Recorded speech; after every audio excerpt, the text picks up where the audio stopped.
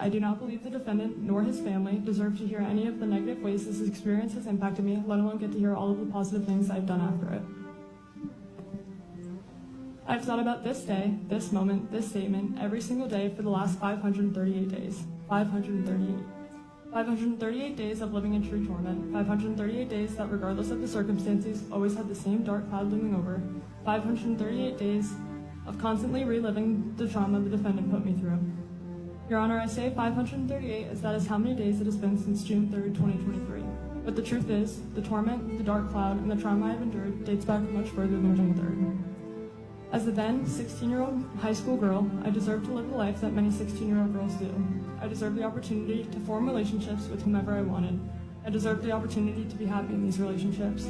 I deserve to feel safe in these relationships. I deserve to be treated the way I know I deserve to be treated. I deserve the opportunity to learn and grow from these relationships, and most importantly, I not only deserved, but had every right to remove myself from a relationship that instead of making me feel happy and safe, dragged me down in every way. My trauma truly starts from within my relationship with the defendant, even prior to June 3rd, 2023. Throughout the barely 6 months I was in a relationship with him, I had felt stripped of everything I knew I truly deserved. I knew not only did I not feel happy, I felt suffocated, trapped, manipulated, and controlled. I knew that the relationship was giving me far less than what I deserved. As someone who truly takes pride in the human they know they are, I knew I had every right to put myself first and leave the relationship. Yet what no 16-year-old girl deserves is to experience fear while ending a relationship. But once again, I was that 16-year-old girl who was forced to experience that fear. One date that specifically comes to mind in the days following the end of the relationships is April 4th, 2023.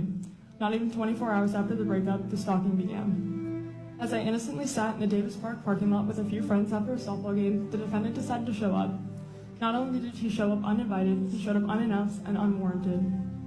In that moment was the first moment I had felt that fear. I knew I did not deserve to fear.